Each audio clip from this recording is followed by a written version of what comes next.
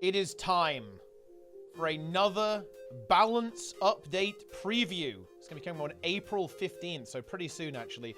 No stream this time, because, you know, the devs, they just don't like us. They don't like the Twitch chat. Sorry, guys, okay? Unlucky. But here we go.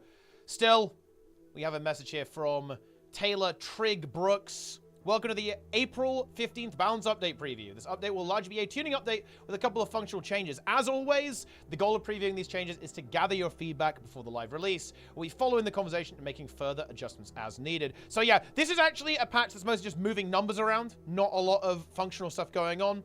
A couple of things happening with Ranger, just a little bit of tuning across the board. Yeah, like, to me, and I kind of felt this on the last patch as well, it's pretty clear to me that a lot of their effort is going into the next expansion at this point, and so they aren't able to make quite as many functional changes while still kind of pushing forwards to make sure that that expansion and the next combat feature, whatever that might be, is going to be in, you know, top shape, exactly how they want it to be. Bear in mind, it's already been delayed, right, by 2 months approximately. So it's not a surprise that they do want to focus on that a lot. So not a crazy big patch here. Mostly just like moving some numbers around. And that's like a really big kind of theme of what's going on here. If we look at Elementalist, just like way more damage for Hammer in PvE. It's kind of aimed at Catalyst here. And Power Weaver also getting some really nice buffs as well. Elemental Polyphony, you get more stats now. That's like all sorts of different stats depending on your achievement. So you're a bit tankier and you're getting more damage. Like, Weaver is starting to slap, by the way. Like, Power Weaver and Condi Weaver are both pumpers. They've even seen play in the new CMs, by the way. Condi Weaver with the spear does pretty damn well. As it turns out, which is pretty interesting to note. They're trying to make Weaver have a bit of a comeback in PvP as well. Of course, Catalyst in PvP, still quite the formidable force. Weaver kind of more of a very defensive option, so they're looking to give some power back to that, a bit more burst damage on some of those Weaver duelist builds, and you actually get some weakness as well on Sword 2 on Air for, you know, very common weapon to use on Weaver 2. And across the board, just loads of damage on PvE for the Hammer. Apparently, this build's actually going to pump, by the way, so stay tuned for that. It's going to be a lot of damage actually on some of these builds, like Tempest and Catalyst, I believe, have access to some builds that kind of utilize the Hammer. So that's good stuff. Again, just decent tuning here. Increasing the numbers, okay? More power creep. Let's go. Log in. We've got a world versus world change, actually, here too. This one here. The Jade Sphere, it applies Fury instead of Quickness in World versus World. This was actually a change that basically only got applied in PvE, and basically now the World versus World version is being updated to match that. Because Catalyst, it was pulsing Quickness, right? It pulses Quickness now on the Jade Sphere. This was actually kind of crazy in World versus World because you just had this crazy uptime of boons, and also pulsing Quickness is really crazy because if it gets removed or stripped or corrupted even, it comes back, right, when you're standing in this pulsing AoE. And this is very targeted to not necessarily, like, remove the ability for Catalyst to apply Quickness in World versus World. It's very much to make it so you can't have such a high uptime of Quickness, which, as you can imagine, is pretty toxic. So that's what this change is here. And I think it's a really good change as well. Like, very similar to Alacrity, Quickness is a super powerful boon, and you have to kind of keep that in check. You don't want to have really high uptimes of Quickness in World versus World. It's simply not good for the game, and contributes to a very unhealthy meta where you can have this like ultra carry DPS spec that just like blasts everything and kills things unbelievably quickly. So that's basically it for Elementalist, right? Tempest is going to pump even harder. Hammer Catalyst builds are going to pump. Like Tempest Hammer builds are going to pump. And Weaver, I mean, I'm not going to lie, it's probably not coming back in PvP, but you know, you never know, guys. You never know. And really nice quality of life in making Weaver a little bit beefier. That's been like a big thing that ArenaNet have been doing. They've been making stuff tankier passively, and trust me, we're going to see some more changes like that later on, actually, but a lot of passive tankiness being added to these classes. You know, a long time ago, Weaver and Ellie were actually kind of squishy, but if you look at the Ellie builds now, guys, like Weaver having all these extra stats, and giving itself barrier and so on, right? Catalyst having loads of extra stats, extra HP, the Jade bot, and Tempest, of course, being a very durable spec with that protection bonus as well. Like all these things, like Ellie it's pretty meaty now. A lot of these Ellie specs are pretty meaty in PvE, and of course in the competitive modes, they're very often kind of bruiser, brawlery builds with a lot of self-sustain and so on. So there you go. That's kind of like ArenaNet's work here is done, I guess. Oh, I should have mentioned this in the opener, guys, but look. You all wanted it back? Gamers, it is back. Okay, rifle burst, auto attack damage up massively actually on NG rifle, blunderbuss damage up massively on NG rifle. Jump shot damage down in World vs. World because Rifle is super powerful actually in World vs. World as a DPS build on Holosmith, and that's why we're also changing Flamethrower and Acid Bomb, by the way. Super powerful Holosmith build doing crazy DPS. But, gamers, it is back in PvE. Power Mechanist. I've actually seen the numbers on this. The nerds have crunched it. Power Mech is going to be doing, I believe, 40k DPS approximately after these changes. Power Mech is back in business, boys. Log in. The Emperor is back. Condi Mech and Power Mech slapping. A couple of nerfs, actually, to Condi Mech, which, to be fair, this build is busted right now, especially with the Thorns Relic. Its DPS is absolutely off the charts in PvE right now, so a couple of adjustments here as well to the Conduit Surge, as you can see with that one. And yeah, Force Signet is also buffed in PvE too, another 5% damage on top of that, so just like crazy big DPS, and the Jade Mech itself getting more damage too. Couple of Holosmith buffs in PvP to improve its sustain. NG is actually a class that's really struggling right now. There are actually a couple of builds that exist. There's a core Engineer Spear build that sees play, and of course you have a Holosmith build that does see play. You'll see many players playing in Ranked. I know a couple of guys on EU who like to play it, and play it to great effectiveness in Ranked, but it does struggle in the more competitive settings. It just does not have the sustainability. It doesn't have the ability to live.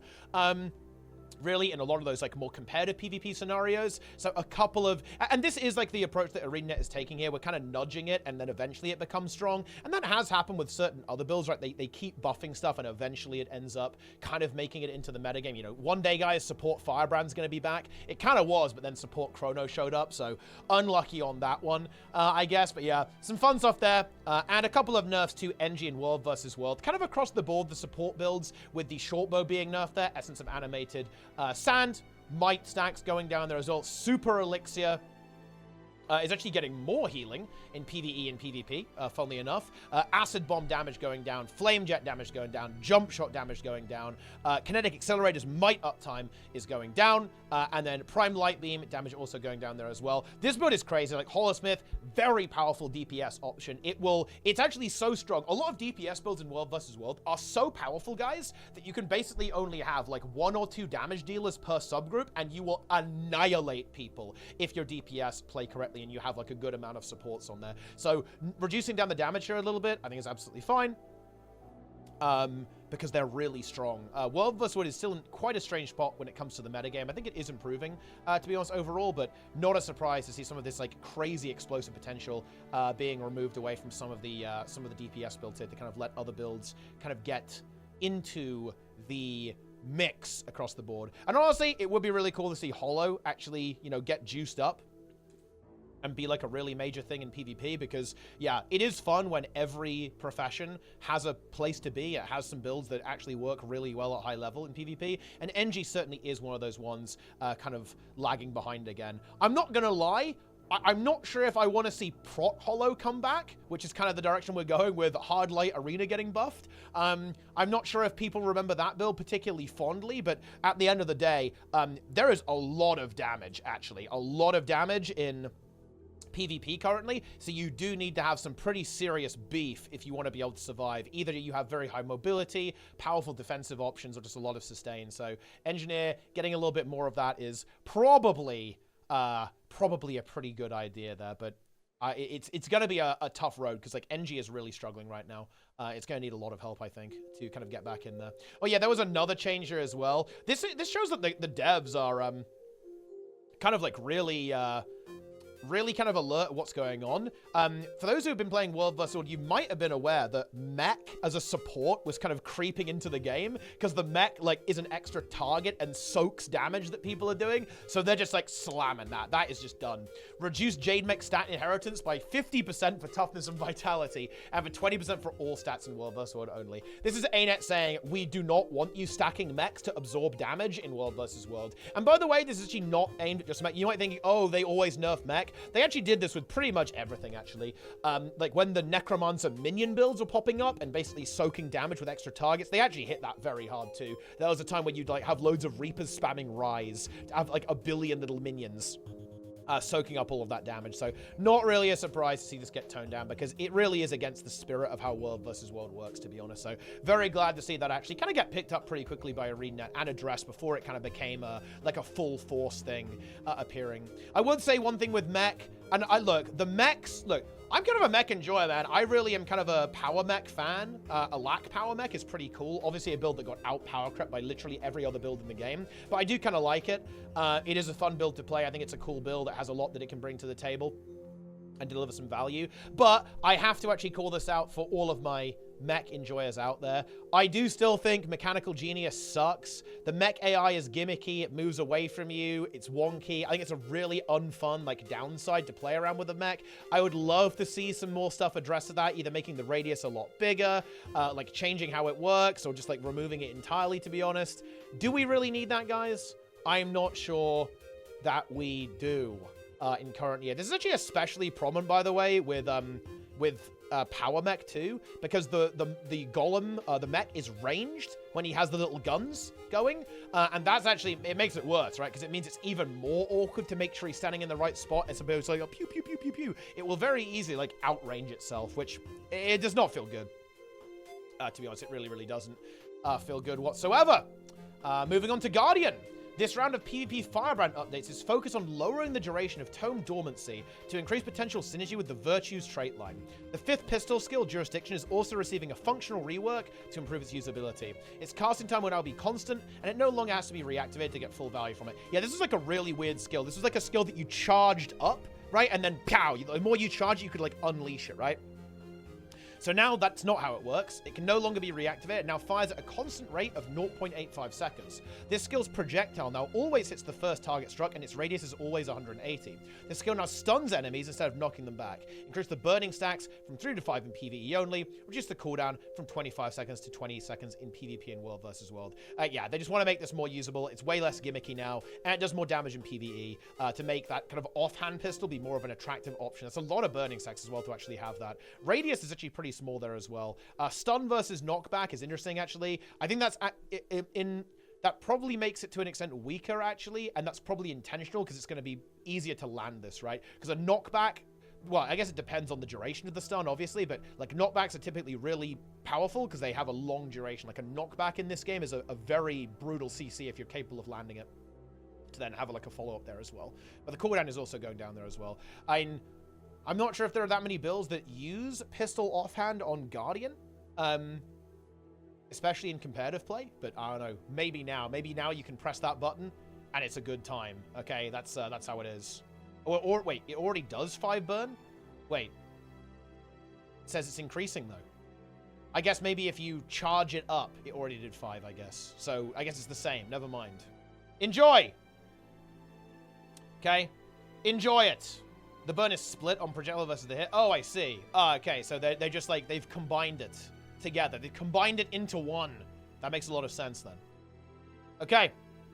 Now Firebrand. Will ArenaNet succeed in bringing Firebrand back in PvP? Well, these changes actually are quite nice. Tome of Justice, dormant duration is 20 seconds in PvP. Dude, these are really tasty for a lot of Firebrand builds, actually, in PvE and PvP. Wow, okay. 30 seconds to 20 seconds on Justice, 30 seconds on Resolve, and 45 seconds on PvE and PvP. And what are they talking about here? Improving the synergy with the Virtues trait line. So what they're talking about here is the fact that in Virtues, you have traits that interact with the tomes. Like, you give boons when you use a tome and it's not red. When it's like blue and it's like ready to go, you give AoE boons, you give might, you give protection, you give regen. You cleanse conditions when you go in Tome of Resolve. It's a triple AoE combi cleanse when you go into Tome of Resolve. You give stability and stun break everyone in Tome of Courage with Indomitable Courage, the Grand Master there. This is big. Like, this is a significant buff, actually, to PvE Firebrand, let alone PvP. Now, PvP Firebrand, I think, is a pretty interesting situation with this, because we've got page costs going down on the Reflect and also on the Resistance, too, in PvP only. Oh, man, I wonder how Firebrand is going to stack up there. I think the problem with Firebrand right now is that Man, supports have very stiff competition right now. Like, Tempest and Chrono are both incredibly powerful. And the big thing is that they can survive, right? Like, Chronomancer is very capable at kiting. It has multiple invulnerability windows. It has fantastic boon access. And it also has offensive potential, too. Now, Firebrand can actually help with that because it does have access to a good chunk of CC. You have Staff. You can get people with the line. You can pull people with Tome of Justice. You can even give a little bit of damage. With the burning and give might to people and so on. But, like, Firebrand does struggle a little bit, I think, with surviving, to be honest. It doesn't have the same level of kiting potential. It doesn't have the same level of mobility as Chronomancer, for example. Like, the super speed application on Chrono is so, so nice. It really, really is. And, of course, you slam that time warp down. You've got the quickness up. You've got the slow on the enemy, right? You've got super speed on all of your allies. It's such a powerful enabler, right? It allows your allies to play so aggressively. In a lot of these fights. And I think Firebrand has almost been a little bit power crept in this way in PvP, because it did used to be the aggressive support. You know, you used to get in there, like, you were smashing people, you were CCing them, right? You were enabling your team. You had that resistance, that stability. But Chrono kind of came along, and now Chrono does a lot of that stuff really well. Yeah, as Grim is saying in the chat, that resistance uptime, shutting down that weakness, shutting down the, you know, the cripple, the chill and all that kind of stuff. It's very, very powerful, and that was something that Firebrand used to excel at. So if I had to guess, I'd say it probably needs a little bit more here, actually. And maybe it's even worth looking at actually how much damage some of this stuff does, because one of the things that's, like, still pretty notable about Mesmer Spear is that it can actually contribute to damage, right, in a relevant way, both in terms of, like, supporting allies, but also in having some really powerful aggressive potential with the Mesmer Spear. As well. So, hey, maybe Guardian needs to use Spear in PvP too. And maybe look at some of the mobility options that Firebrand can have access to so it's able to move around. I think it's actually hard to tweak that, by the way, because, of course, Guardian overlaps with Willbender. So if you look at mobility options to help Firebrand kind of get around a little bit, that is a little bit scary because, of course, that can affect Willbender. So maybe looking at stuff like Merciful Intervention that a Willbender wouldn't want to take might be the play, and look at some other weapons that the more aggressive Guardian builds would not be interested in to kind of help Guardian get around. Or, of course, you can nerf the other stuff. That's an option too, to kind of tone down some of the other support builds that are kind of out there too. And quickness duration is going down in World versus World. This is very similar to the change with Catalyst, is that obviously quickness and alacrity, very powerful boons in competitive modes. Having really high uptime is a little bit not the best, to be honest, in terms of game design. And this is something that did pop up. The Firebrands were running the quickness mantra in World versus World, actually, to have, like, very high uptimes of that, especially combined with catalysts. So you have, like, completely juiced up DPS players just annihilating everything. So you can see the duration of this is kind of going down a little bit. Like, Stalwart Speed is having its duration increase, but the cooldown is going up, so you're not going to be able to activate it nearly as much. This is the one where you give stability or Aegis, you give quickness to allies, which, of course, you do a lot in World versus World. It's worth noting that this is on the final charge of the quickness mantra, so you, like, you know, you send it and then you have to recharge it. So that's not just like the regular pulses, so you'll still be able to, like, upkeep a little bit of quickness there, but just like the overall uptime and certainly the burst quickness when you're going for a big push is going to be reduced, especially when you combine this with the catalyst. And in fact, I believe, just to, you know, spoiler alert, we actually have a duration reduction on Chrono quickness as well here on Seize the Moment. So this is like this is not like targeting Guardian or targeting Kata or Chrono. This is a concerted effort to bring down quickness durations across the board, which, in my opinion, I really agree with that design philosophy, actually. I don't think quickness uptime is particularly healthy in competitive modes. I think that's not a particularly controversial take. Over there. So solid changes. And honestly, I do like the fact that multiple supports can end up being good. I hope Firebrand ends up being quite strong in PvP. I do think it is one of the healthier supports to be good, and let me explain why.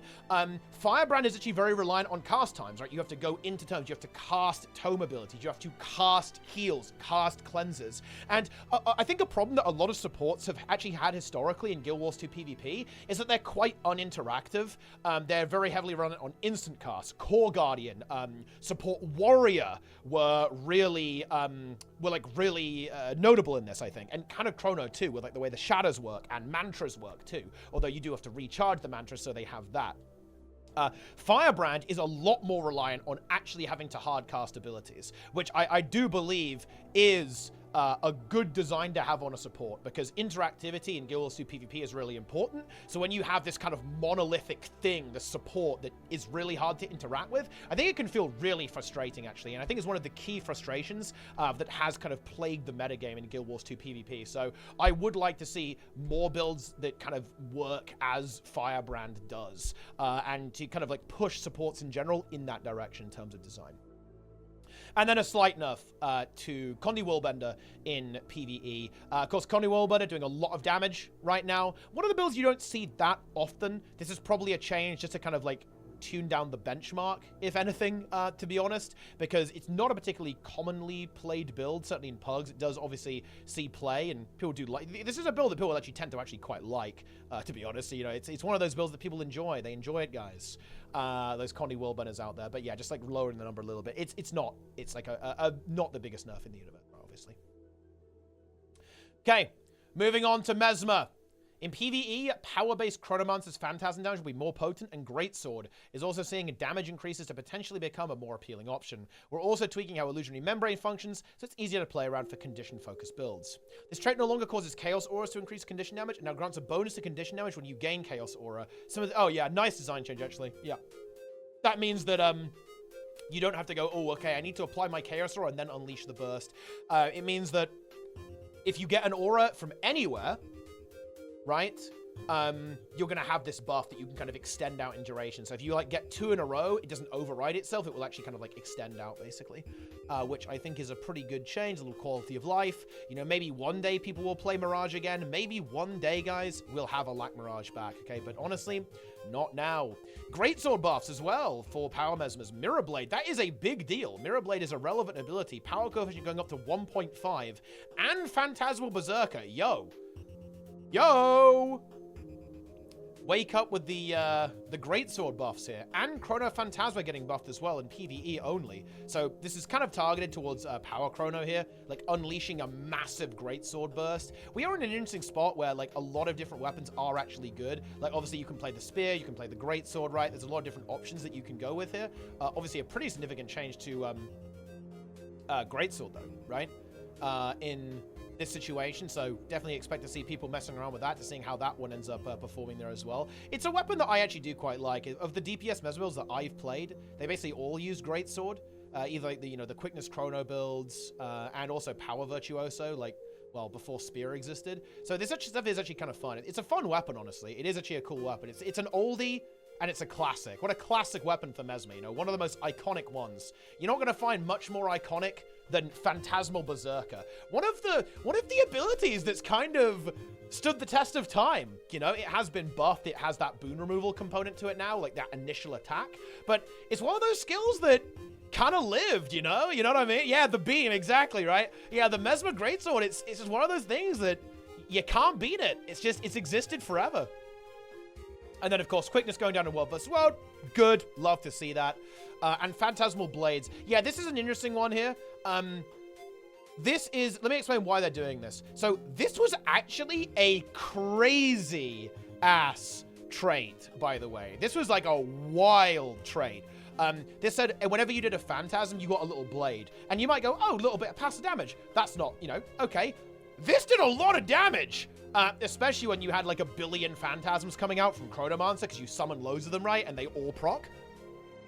So what they've done here is they want to make the class stronger at its core and kind of move some of the power away from the elite spec and move it onto the core spec, so they can kind of balance things a little bit easier. Because they want to make Greatsword stronger, but they don't want to put power vert completely out of whack, right? So they're shuffling some of that power around to essentially allow the weapons to stand on their own 2 feet a bit better, and you're not so reliant on the elite specialization. Yeah, so that's why they're doing that. Makes some sense to me. Oh, yeah. We are declaring war on pulls, by the way. Guys, look. I think, look, I don't want to say this, but I'm going to have to say it. I feel like Roy and Trig went in World vs. World. They got pulled. I think they did. Because Grasping Darkness, 3 targets with the Greatsword 5 pull on Necromancer in World vs. World. And you have a little warning telegraph here as well. Spectral Grasp, range down to 600. Oh. No! We'll talk about that in a moment. And they actually did this as well to Warrior. Down here, the snap pull. This is the pull on Staff, right? The cooldown's going up, and it's only 3 targets in World vs. World. So they want to tone down pulls in general. But look, so this is something they have been doing. They kind of did this with stuff like Moa and with the magnet pull on NG. So that's kind of moving in that direction to reduce the amount of like pulls that are going off. They're still going to be powerful, by the way. Like being able to disrupt positioning of your opponents is obviously one of the most important things in World vs. World. But just like reducing the amount of people you can hit that with is their goal there. I'm not sure if that's that necessary, to be honest. Really? I mean, it is what it is, I guess. But I guess they just don't like it. I'm not sure if this was like a really big balance issue that was like destroying the game, but I think it could be argued it's kind of like obnoxious gameplay, and it was maybe like really, you know, very difficult for like new players to play around. I think maybe just adding the telegraph would kind of be sufficient. I'm not sure if it's necessary to like actually like nerf it. The spectral grasp makes sense to me. The range in World vs. World, because this ability is legitimately like very difficult to see, because it's like this little ghost hand that will like grab you. That is weird. It really sucks that this happens in PvE as well. You might be saying, why can't they split this? I believe that range is one of the things that I'm not sure if their system can split, unfortunately. So when they make a change like this, it does have to be game-wind. And this is actually a really big nerf in PvE. I would like to see them try to get around this some way. Maybe a different nerf in World vs. World instead, because I'm empathetic to them wanting to like reduce the amount of pulls, because yeah, it's a frustrating skill to hit by. Yeah, it's like hard to see, so they want to kind of tone down the frustration. I get that. I think that's a good thing to go after, to kind of make the gameplay a little bit less frustrating. But I think this is such an iconic ability. In PvE, I would be a little bit sad if this change went through, I'm not gonna lie.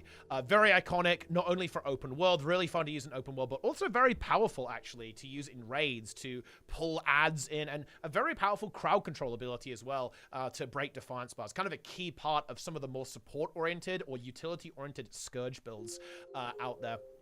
Of course, so I would like to see this change actually maybe have another pass, find another way to nerf it. Yeah, like, yeah, as Grim is saying, like, recharge, projectile speed, maybe make it not unblockable as well, because I believe it's actually, I think it's unblockable, right? Oh, actually, no, it's not. I lied. Oh, dude, I'm exposed. I don't know what I'm talking about. But there's some things you could do here to actually change it, for sure. Maybe make it affect less targets, right? Because it's kind of a weird skill, by the way. It, like, yoinks people, more than one person, potentially. It, like, hits 5 people there as well. So you could change that. You can make the projectile bigger. You can make it slower, right? You can make it do, like, only... You can even make it only, like, one target in, you know, one target in World Bus, what if you wanted to. Kind of like, tune that down a little bit. But yeah, there's like some ways you could go. Yeah. The NG magnet is the umbrella. Yeah, you're right. Yeah. Oh, nice quality of life if it consumed condition. This is one of those abilities that did get out power crept by basically everything else, to be honest. So yeah, it's actually kind of iconic for having a really long cast time, but being really powerful. You know, guys, I'm actually gonna go old man mode here. This is so weird to me. This ability, part of why this ability is not that good in competitive modes is because it has too much counterplay. Like, that's what's going on here. They're having to speed it up because there's like so much CC that you can like wallop people with. It's so hard to like get an ability off like this and not die while doing it that it actually has to basically get like power crept pretty significantly by reducing that casting time and increasing the healing. Like, when I see this, I actually feel a little bit sad. I have a lot of nostalgia for playing Reaper back in the day, because this was such a key point of counterplay. It's like, okay, if I can get my heal off, this is a really big deal, and it's going to help me in this trade or this interaction so much.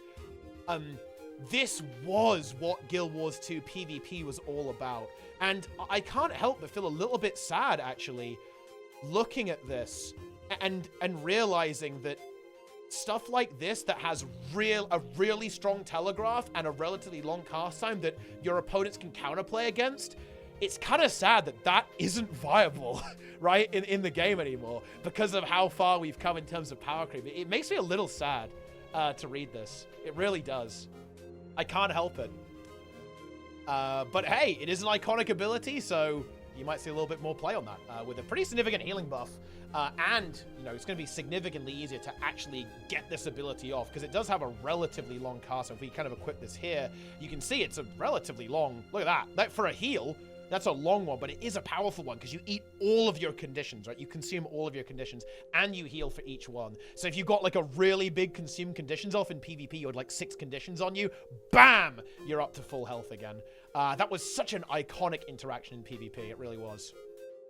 And Spectral Ring, cooldown reduction, 30 seconds in PvE and a little bit in PvP and World vs. World as well. Basically to kind of say, look, we're sorry about Spectral Grasp, all right? And maybe to see this, you know, give this ability a little bit more play as well. Because, of course, this ability did get updated right now. When you plonk it down, you will get some Defiance damage there as well, which is also pretty cool. Pretty interesting stuff there. I guess it technically gives protection as well and fears stuff that walks into it. So, yeah. Is that going to see play? I mean, Spectral Ring actually is a pretty damn good ability in PvP, by the way, especially on Necromancer builds that really like interacting with fear, which, you know, stuff like Terramancer, for example, is pretty good. A great zoning tool, right? Because, of course, if you put this down, it's hard for enemies to get at you or kind of pass over terrain. So I could 100% imagine, like, this being played. It, like, does occasionally see play now, even. Not on a lot of the current Necro builds, because, like, you typically play Well of Darkness with a Condi Reaper. And this ability kind of has some level of overlap with that. But yeah, if you play anything with Terror, this is a super nice ability for that extra damage when you get the fears. And Reaper, Soul Eater, increase healing from 5 to 10% in PvP only. The problem with, I feel like the problem with Power Reaper is that it really does not live. You have to be, like, Reaper is not at home in the current PvP meta. There are so many classes, or Power Reaper, I should say more specifically. There are so many classes that will like eat you alive. Like you're like a little rabbit getting hunted down by all the Willbenders and Mesmers and stuff. Power Reaper, it ain't gonna cut it, man. There's no way. It's too slow. It's too telegraphed. It's too squishy. It's too easy to shut down with like every class in the game. Condi Reaper works because you can slap on a Rabid Amulet, right, and be pretty damn tanky and be a bit of a roadblock and just be this kind of like walking whirlwind of destruction around the map, especially when you've got a support, right? When you have that support, you know, a Tempest with you, a Chrono with you, like you can actually survive. But on your own, you're just like, you're free farm. Like you're just completely free farm on Reaper. And that's even more so on Power Reaper, right? You're just free food. And you can't get enough tankiness and still do damage. Again, because you can have Carrion Amulet, more vitality. You can have Rabid Amulet, big toughness. That almost is like really hard to get while still having enough DPS. You can go Marauder, but you sack a lot of damage for that, like to drop the Berserker. It's like so difficult to live on these things when you have like no toughness. You just get eaten alive by all the DPS builds. So Power Reaper, sorry guys, it's a build, it is a lot of fun, but it ain't happening, okay? Play Power Harbinger or something, I don't know. Ranger, and basically a couple of nerfs in PvE, as it turns out, because, like, you know, they juiced up Spear really aggressively last patch, because, look, Triggy mains Ranger, man. I actually, dude, okay, no, I have to stop making jokes like this, because I know that some people are going to take it seriously, and then they're going to actually flame Trig, okay, and, look, guys, on the internet, we tell jokes sometimes, okay, we tell jokes about Roy dying to the Guardian NPC, and CMC maining Dagger Elementalist, and Trig maining Ranger, and buffing every single thing about Ranger, okay? Also, shout out to Mag Rest. But anyway, the cool thing here is actually these new traits. Check this out, or actually some changes to these ones. Check this out. This is kind of cool, but maybe interesting design. So they're adding traits that interact with what type of pet you have. So Wolf Song says canine pet beast skills occasionally additionally inflict vulnerability and reveal enemies. So like you like sniff things out, you can sniff people out, right? Good RP. Deal increased damage to vulnerable enemies. So it's like an overall DPS increase there for Wolf Song. Fang and Claw. This trait replaces Spotter. I can't believe it. Spotter's gone. I can't believe it, guys. Feline, Bird, and Drake skills get additional critical strike chance and critical strike damage. Grant Fury to nearby allies and use the beast skill. So that's the same functionality of Spotter, basically, but packaged into the beast skill. And Arachnophobia. This trait replaces Taste for Danger in Wilderness Survival. Spider's pets Spit and Devourer pets Twin Darts additionally affect Torment. You and your pet gain expertise. Okay, the functionality is kind of being blended together here. But what's going on here, by the way, and what's the goal here? We haven't finished yet. Look, I'm getting distracted, guys. This trait now causes Moa pet skills to apply barrier to nearby allies in addition to its previous effect. Beastly Warden. This trait now grants Ursign and Porcine pets increased health and strike damage in addition to its previous effect. So what are they trying to do here? They basically have been trying for a long time to kind of increase pet diversity in different builds, basically, so you want to take different pets sometimes, and this is their approach to doing this. They're going to say, okay, well, if you're playing this kind of build, you can take this trait that buffs up this pet. They basically want to say, ooh, if you want to play a Condi build, then Spider is going to be a great choice because you can take this trait and then bam, it's going to be going big Torment, big DPS. If you're playing a support build, you're taking Ally's Aid, then you've got a Moa, and that Moa is going to give AoE barrier. It's not necessarily going to be mandatory because these traits still do something on their own, or you could simply take another trait in the tier, so it's not going to, you're not going to be locked into that. There is going to be some concern that in a sense this could make the problem worse, right? You could be even more locked in because like this trait is so powerful, it's really powerful that like, oh, it's kind of a no-brainer what pet you're going to go with here. But I do think it is actually a pretty cool, I think it is actually a pretty cool lever to pull to help balance Ranger pets. Because I think this has been a little bit of a pain point for a lot of Ranger players, is that you go, oh, I can only play this one pet, and that kind of feels bad, right? Like, oh yeah, I always play the same pets, that kind of feels kind of bad, right? So now, in addition to like taking ones based on fight utility, you can also have different builds that may end up favoring different types of pets. It'll be pretty cool to see the interaction here, by the way, with Soul Beast, because of course these will still probably activate on Soul Beast abilities too, right? So these will also have some kind of synergy with like what pet you choose to merge with too, which is fairly interesting. Look, hey, maybe the support Soul Beast build is finally going to happen in PvP because you can roleplay as a Moa and give AoE barrier with Ally's Aid. Should be pretty interesting though as well. But yeah, that's basically it for Ranger. Just a couple of things being kind of toned down a little bit. Some of the power, of course, might come back here, by the way, guys. It's worth noting, right? Because this is happening in marksmanship. Right, and this is in skirmishing too. So it's actually possible that some of this stuff, like the damage from the spear, ends up like rematerializing if these traits are really strong. So I kind of keep that in mind as well. I'm surprised that they didn't get a couple of adjustments for Untamed in PvP, by the way, because well, I'm sure if you play PvP, you know, Untamed is like running amok right now. Actually, right, like they are, yeah. That is interesting stuff. Oh, wait, they actually said this. The family-specific portions of these traits do not interact with Soul Beast Beast Mode. Oh, that's actually a little bit disappointing, to be honest. Fine, then. That'd be kind of cool.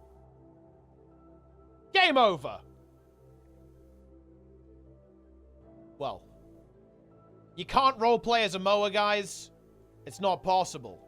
Okay, it's over. The dream died before it was even born. That's why you always read the notes, guys. That's why I'm here, to read the notes and then be reminded to actually read the notes, okay? That's my only purpose in this little video here. Moving on to Revenant. Power-based Renegade and Vindicator will both have increased damage in PvE, and Roiling Mist is getting a healing ability to boost power-based Revenants in PvP specifically. Shortbow and Legendary Renegade stance are being improved to increase their viability in competitive modes. Well, look, in the same way, look, you guys remember how PvE always used to kind of get nerfed because of PvP? Now we're having the inverse. Dude, this is going to be so strong in PvE. This is like the Power Rev trait you take. And now basically every Power Rev build is going to have a significant amount of lifesteal in PvE. So every Power Rev build is going to be unkillable. Especially Renegade, by the way, which already has its own lifesteal Grandmaster trait. So if you have Renegade, you can make like the unkillable Giga lifesteal. You could be like Omega self-heal Rev, guys. You could have Roiling Mist and the Renegade one, which I can't remember the name of. Wait, is it actually, wait, is it this one? Boom, Vindication. Look at that, guys. So you get lifesteal based on your Callous Fervor and Roiling Mists, and then you can have like Zakharos Relic as well. You can be the Immortal Rev. Just like you hit something once with your little sword, bam! Back to full health, guys. That's what's going on there. So that's pretty cool as well. Look, they're desperately trying to make Renegade a thing. They're trying to make Heal Renegade a thing, I guess, a little bit there. But no, that's not going to work, guys. But I think this is actually mostly aimed at, like, Power Renegade, I think is what their goals are. Ooh, Dark Razor's Daring giving allies stability is actually kind of cool. That actually is kind of cool, to be honest. And you still get the enhancement. You get prot and resistance on the enhance. That's actually pretty interesting. So Renegade is going to have Omega stability now, actually. in PvE. So, like, yeah, the PvE Renegade fans enjoying it. Like, we're feasting. So you can actually take this instead of Chalice, potentially. But yeah, heal Renegade, that's not going to be a thing. But maybe, like, a lack DPS Renegade could start to actually, like, make a little bit of a recovery if these, you know, the Renegade skills actually get, like, relevant power as well. Now, the actual goal here was PvP, right? And Power Herald actually has been making a bit of a comeback, funnily enough. It's one of those classic builds that I think people really, really enjoy. And there's been a little bit of experimentation with this, utilizing the spear, actually, with sword and shield. So this might be some pretty welcome, you know, some pretty welcome changes there, like more energy management, potentially with charge mists, or going with roiling mists to get that lifesteal to have more sustain so you can survive in the current metagame. Even looking at the power damage on shortbow, actually, for another, like, ranged DPS option there as well. For Revenant and PvP. So I have to see how that actually kind of pans out. Because, yeah, Power Herald, it is a classic build, guys. If Power Herald is good, PvP cannot be bad. That is an actual fact. And then Burst of Strength damage is also going up as well to kind of focus in on the Herald a little bit. Indeed, indeed, indeed. And then, of course, the Forerunner of Death, just a bit more damage for Power Vindicator, which is a build that really, I feel like Power Vindicator just fell behind in the power creep race. Like, you know, I'm sure if you see my tier list, it's always like, yeah, Power Vindy is a sick-ass build, but everything just got better. What can I tell you?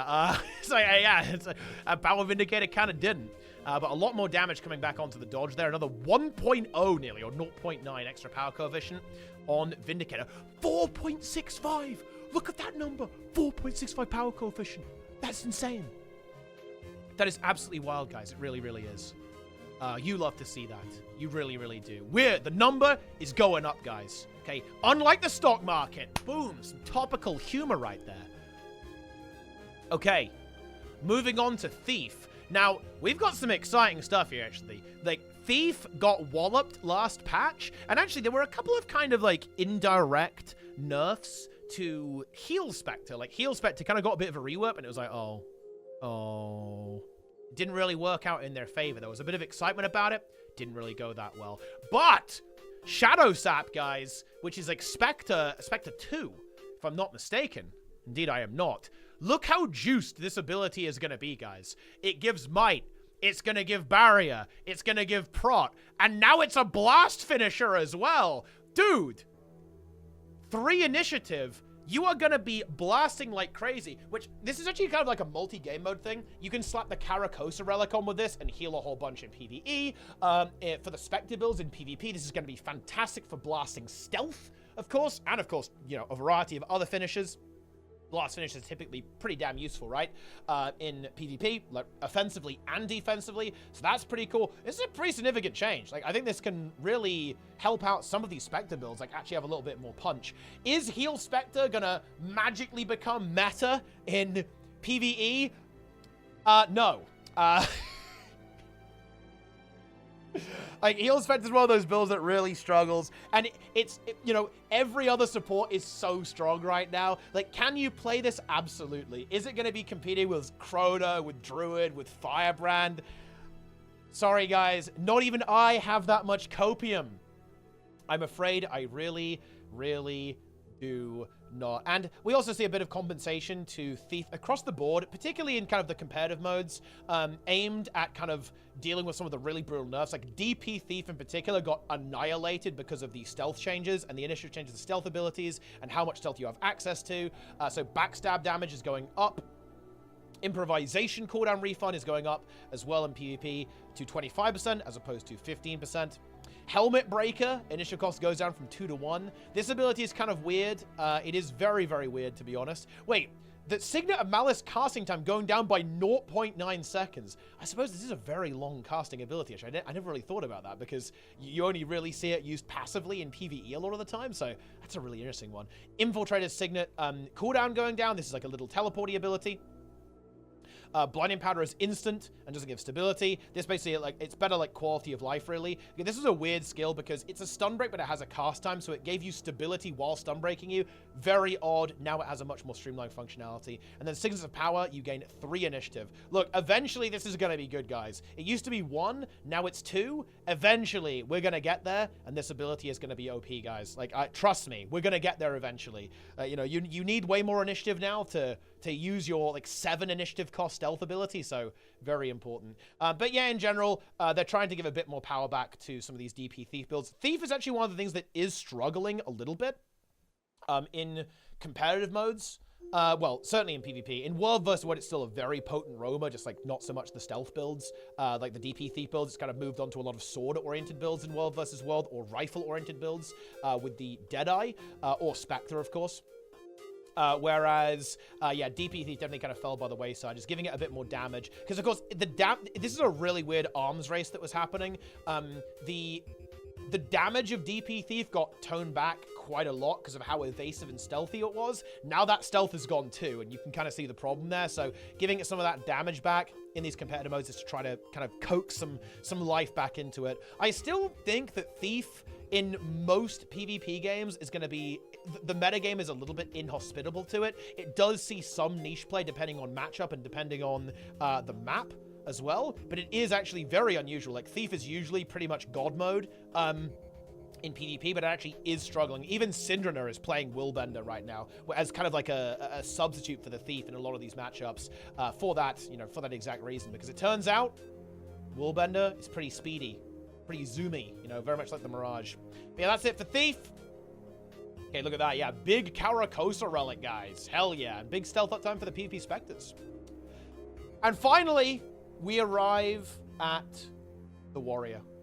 Warrior's adjustments are largely focused on tuning Berserker in competitive modes. Berserker's burst potential is getting softened in World vs. World, and some alternative weapon choices are getting improvements for PvP. Berserker's sustainability is seeing a potential increase through enhancements to Blood Reckoning and Dead or Alive.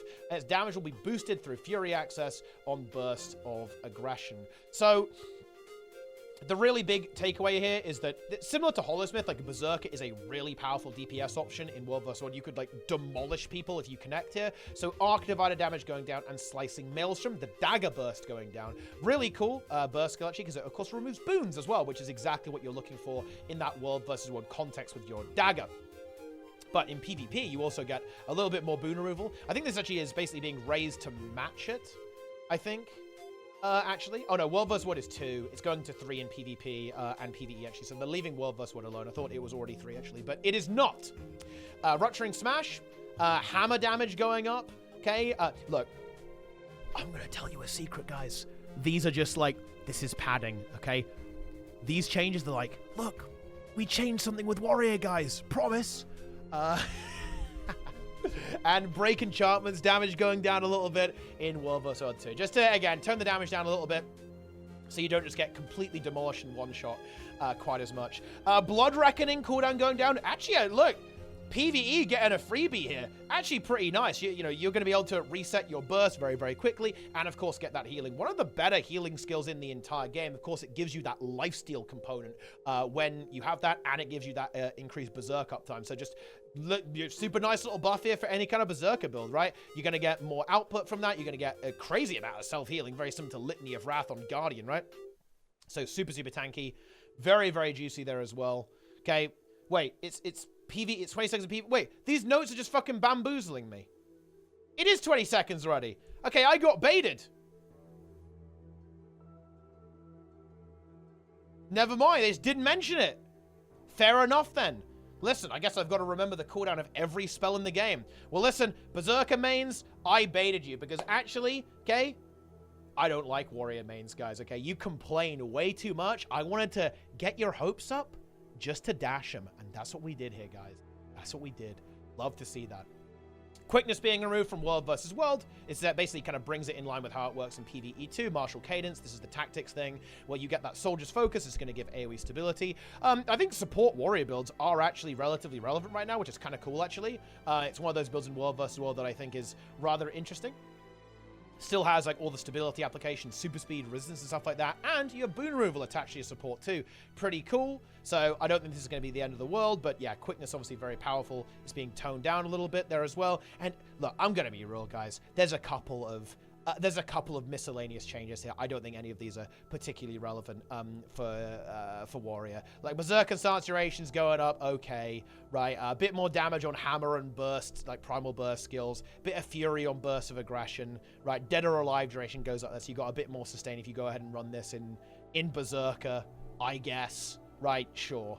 Sure. Yeah, I mean, at the end of the day, this is a pretty small patch. Again, I really do believe that ArenaNet are kind of gearing up for looking at the next expansion and developing whatever they're cooking up, like some kind of new weapon or whatever they're cooking with this kind of stuff. So yeah, it's a patch. It's gonna happen. It's gonna happen. Be ready for it, I guess. It will exist. Stay tuned.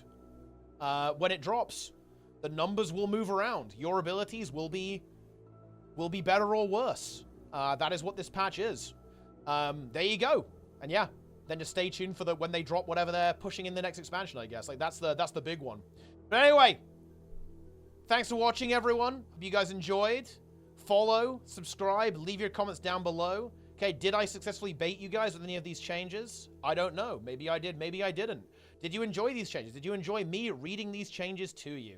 Okay, these are all questions that I want to know the answer to. So you should follow, subscribe, leave comments, buy the games in my referral link, watch the stream here on Twitch and on YouTube. Shout out to YouTube, by the way, guys. Okay, 100 people watching on YouTube right now. Love to see that. But anyway, that is going to do it, guys. GG's. I'm out of here. Good night, my friends. I will see you next time on YouTube. Aboba!